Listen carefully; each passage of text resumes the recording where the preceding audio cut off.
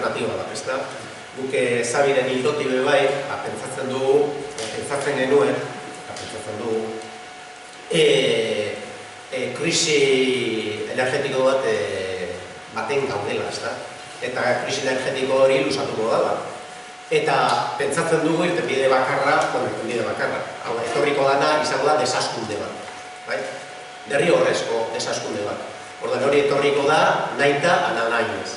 Orduan kontua da, desaskunde hori benetan guk horri uala jartzen dioz, ahal dugun neurrian uala jarri eta guk nola bai alegintzen garen zuzentzen, ala berak jan egingo gaitu, datu bat etorriko da, jan egingo gaitu eta hor konpon, ezta?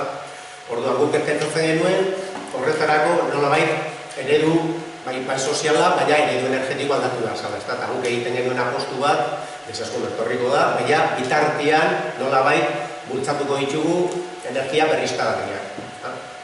Eta alde horretatik, jotzen dugu, zergaitik, Euskal Herrian pentsatzen dugulako alde batetik kooperatibak edo mundu kooperatibista nahiko edatua dagoela, nahiko ezaguna da, nik uste dugu baliozkoa dela, eta orduan, hautatu egin genuen kooperatiba bat sortzea, ezta? Beste aldetik uste genuen, hemen jende pila bat, formazio handia daukana, eta badagoela hemen jendea benetan, formazioz, kapasa dana, olako gauzak eramateko. Pentsatzen genuen ere, hemen industria bat dago, ere bai. Berriztagarrietan industria bat da, azkeneko urteotan egia zen, apur bat bera egin du krisiarekin, eta lege aldaketekin, eta ez da izan, apur bat ondaratu egin da, baina bale ere, nahiko industria, berriztagarrietan nahiko industria potentea egon da, eta oraindik ere, badago. Eta orduan, hori guztian astuta, pentsatzen genuen, guk hemen sortu behar genuela kooperatiba bat, non guk hemen berton sortu sare bat, sare ekonomiko bat, non ekonomia hori hemen berton geratzen zen, sare sozial bat, non harremanak eta edatu ikuspegi hori, eta orduan berton ere ikuspegi hori zabaldu eta berton geratu, eta beraztasun hori berton geratu. Eta, gure hasierako asmoa izan zen, egia izan, produziotik hastea,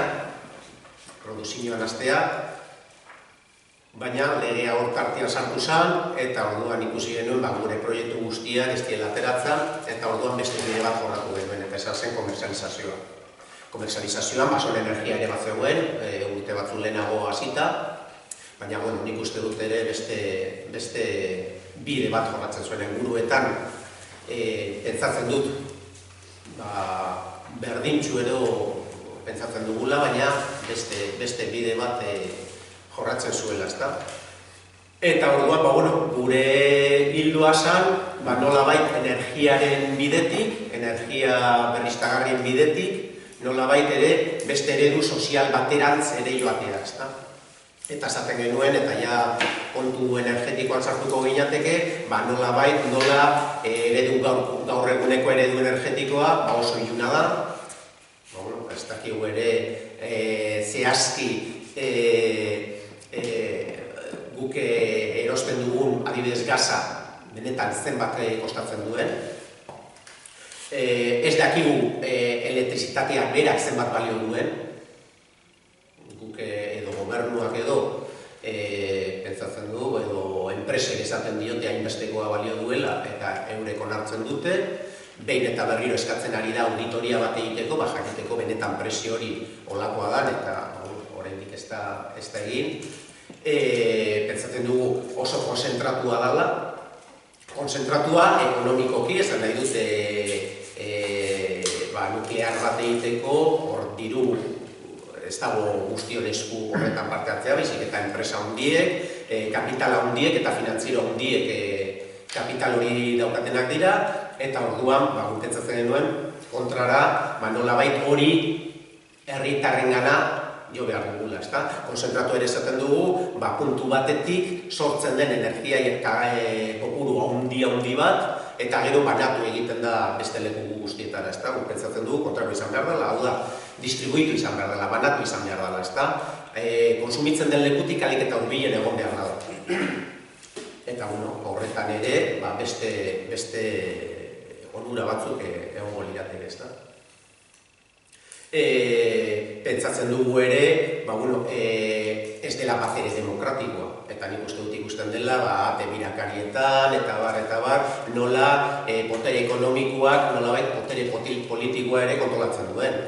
Eta orduan pentsatzen denuen, guk ere hori ere nolabait herritarren eskuetara pasatu behar zala, ezta? Eta, hildo bat zen gurea azken baten sortzen genuen kooperatiba bat zela, hau da, irabazi asmorik gabeko kooperatiba bat bezala, baina irekiak nolabait, udalek adibidez, har dezatela bere gain energiaren alorra, edo izan daiteke bai zorkuntza, edo bai distribuzioa, edo irekiak, erabat, ezta? Hori udalek ez duten ezartzen, nolabait gu ere, horretzenak, ezta? Eta, hildoa, nik uste dut igual, interesgarriena izango nintzateke galderak eta egitea, baina, esan nahi dute, familian gaude, pentsatzen du denok ezagutzen dugula zertan ari garen, eta hemen ere somekoak daude, eta pentsatzen dute hemen gaudenok ere ezagutzen dugula. Nire bai pentsatzen dute. Alde batetik, eskerronez